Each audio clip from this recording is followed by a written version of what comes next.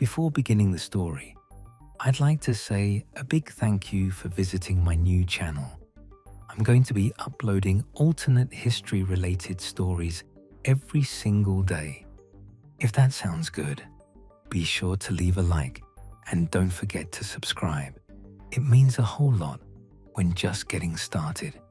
I hope you enjoy the story. The first time I noticed the pattern, it was a coincidence, and I treated it like one. That was 7 years ago, about a year into my time on the Dallow Street service area, when a winter storm took out the power for 6 hours on a Thursday night, and by Friday morning the Pellman family in the blue two-story at the end of the block had simply stopped existing in the neighborhood. Their car was in the driveway. Their lights were on when the power came back. Their mail accumulated for 3 days before the postal carrier flagged it. Nobody had seen them leave. The house sat there, occupied in every material sense and empty in every practical one. And after 2 weeks of no contact, the city had processed it as an abandonment, and eventually the property had changed hands. I'd been on Dallow Street the morning after, doing a post-storm check on the gas lines in the area, which was standard procedure after significant weather events. I'd noticed the Pellman house in the way you noticed things that were slightly wrong on a familiar street. I'd put it in the category of people who left suddenly, which happened, and I'd moved on. The second time, a year later, I paid more attention. My name is Brin, and I've worked residential gas line maintenance for 9 years, the last 8 of them in a service area that covered about 40 square blocks of older residential neighborhoods on the east side of the city. The work involved leak detection, line pressure monitoring, junction maintenance, the underground infrastructure that most people thought about only when something went wrong with it. I drove the same streets enough times in a year that I knew them the way I knew my own neighborhood. Every house and yard and vehicle, the small changes that accumulated over seasons and years. I knew Dallow Street the way I knew all the streets in my area, and I knew it better than most because the gas line infrastructure under it was older than most of the surrounding streets and required more frequent attention. The mains under Dallow had been installed in the late 50s and had been patched and sectioned and worked over enough times in the intervening decades that the line map was more historical document than accurate schematic. Over 8 years, I watched 7 people disappear from Dallow Street. Not move away, disappear. The distinction was observable and specific. The difference between a house that emptied because a family packed boxes and loaded trucks over a weekend, and a house that was simply inhabited one day and not inhabited the next, while all the evidence of habitation remained in place. 7 times, always in the 24 hours following a power outage, always on specific sections of the street. I tracked it informally in the way that a person tracked things that bothered them without having a framework yet, just noting and remembering, the pattern accumulating until it was too clear to attribute to coincidence. The power went out. Someone was gone by morning. 7 times in 8 years. Seal found me on a Wednesday afternoon in early November, which was 10 days before the utility company's scheduled maintenance outage on the main grid. I was at my truck on the north end of Dallow, having just finished a pressure check on the junction at the corner of Dallow and Marriott, when a woman came down the sidewalk and stopped near the truck with the specific quality of someone who had been waiting for an opportunity and had decided this one was sufficient. She was maybe 40, dressed practically, and she had the particular look of someone who had been outside in all weather for an extended period, a weathered capability in her face and hands. She said my name. I asked her how she knew it. She said she'd seen my truck on the street enough times over the past several weeks that she'd called the utility company and asked who handled the gas lines on Dallow. She said she needed to talk to me about the street specifically, and that she understood it was going to require some patience on my part. I told her I had some.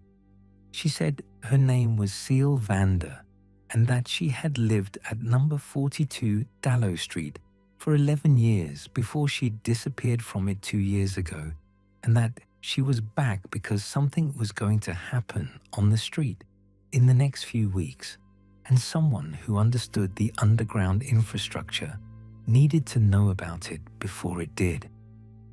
I looked at the house at number 42, which was 2 doors down from where I was parked, and which had been empty for 2 years, a tidy vacancy that had never quite turned into a sale, the property sitting on the market without attracting a buyer in the way that some properties sat. I told her to keep talking. She explained it with the directness of someone who had been rehearsing the explanation and had decided that concision was more useful than gradualism. The street sat above a crossing point, a thin place in the underground geography where 2 timelines pressed directly against each other. The crossing point was suppressed under normal conditions by the continuous electrical current running through the neighborhood's infrastructure, the power lines, and the conduit, and the low-level field that the running grid produced. While the grid was active, the crossing was held down. When the power went out and the field dropped, the crossing activated. People who happened to be at specific locations on the street during an outage crossed over involuntarily, the thin place opening beneath them and closing again when the power returned.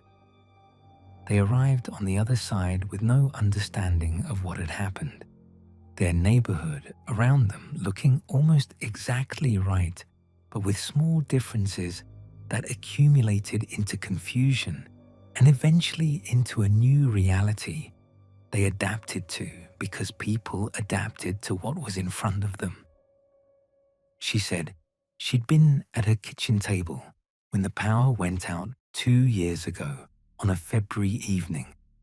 She said the kitchen had looked the same when the lights came back, or what she'd taken to be the lights coming back, and she'd gone to bed and woken up in a world that was close to hers but not hers, and she'd spent 2 years constructing explanations for the differences before she'd understood what had actually happened.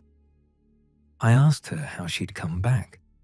She said there was a thin point at the edge of the crossing zone on the west end of the street that was different in character from the others, less a crossing than a seam, and that after 2 years of understanding her situation, she'd found it and used it.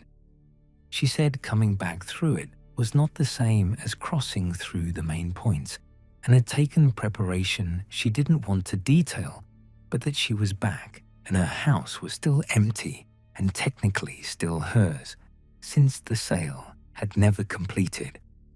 I said I was sorry about the 2 years. She said she was past the worst of it and that the useful thing now was the problem she'd come back to solve. The problem was the junction at the corner of Dallow and Merritt. She knew about it because in her 2 years on the other side, she'd been thinking about the street's infrastructure, about what caused the crossings and what might prevent them, and she'd developed enough theoretical understanding of the suppression mechanism to know that the junction was the key point. The continuous electrical field that suppressed the crossing was produced by the interaction of the power lines above ground and the gas line infrastructure below.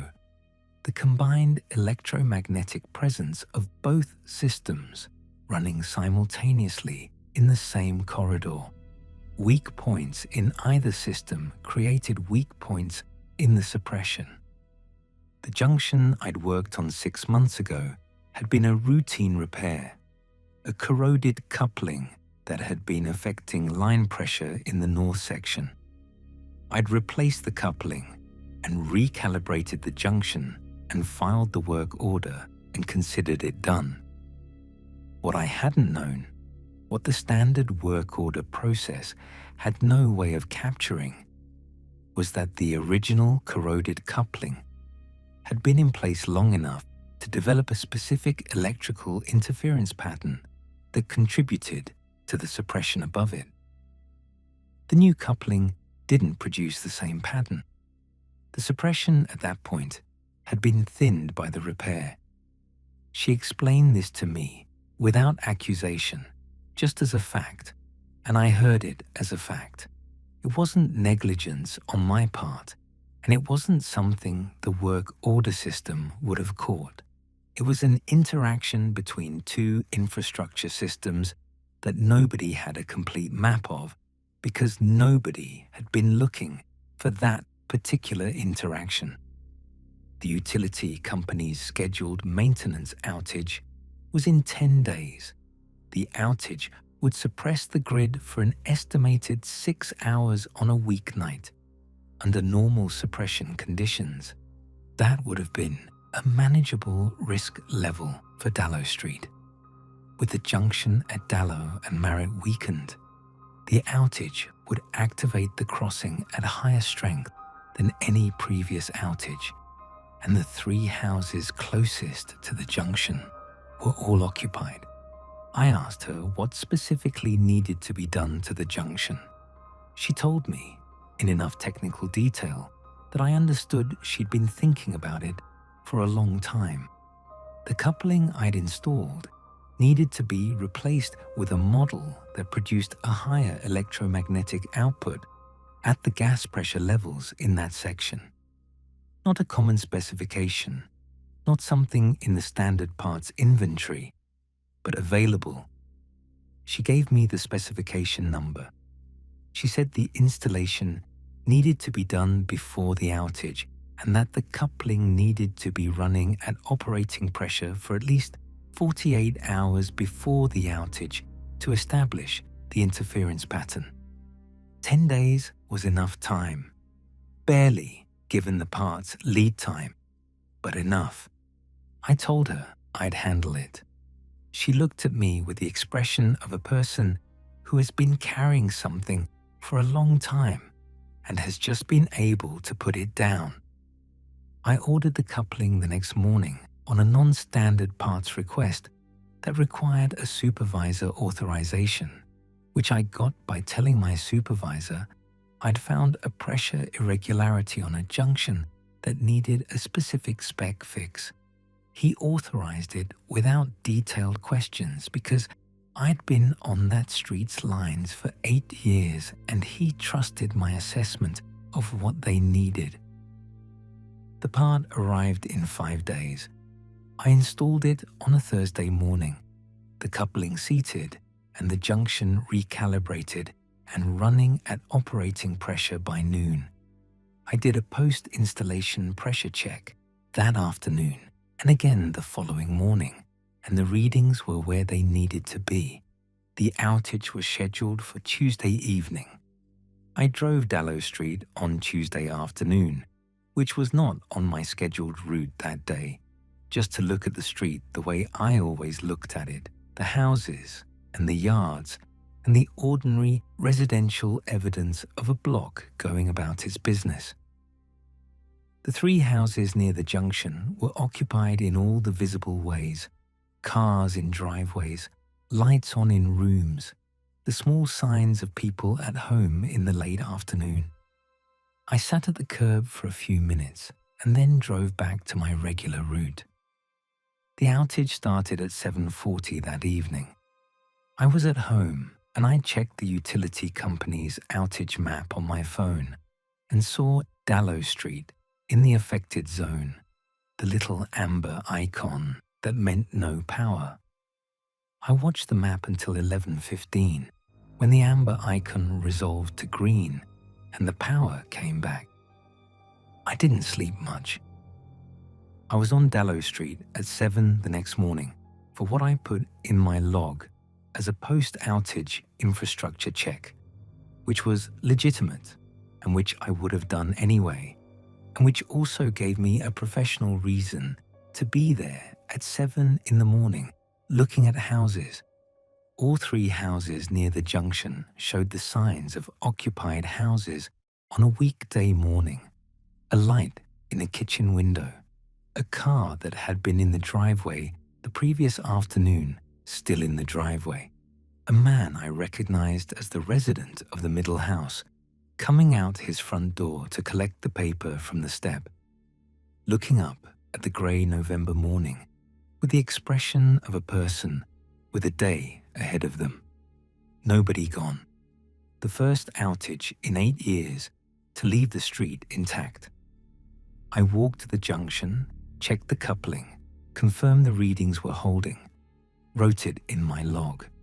The street was doing what streets did in the early morning, waking up and getting on with it, and I stood on the sidewalk for a moment and let the ordinary activity of it sit with me before I got back in the truck. Number 42 was at the other end of the block, and I walked past it on my way back. The house had been empty for 2 years.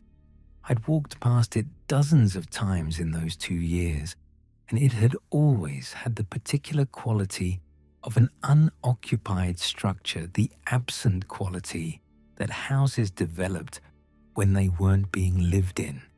A stillness that was different from the stillness of a house whose residents were asleep or at work. The front window had a light on, not the ambient light of a morning coming through glass, a lamp, a specific warm yellow lamplight in the front room, the kind of light that meant someone had turned it on. I stood on the sidewalk and looked at it for a moment. Then I got in my truck and drove to the next job on my schedule, which was a pressure check on a junction 3 streets over that had been showing minor irregularities in the monitoring data, and that needed attention before it became a larger problem. The work was the work. I drove to it and I did it.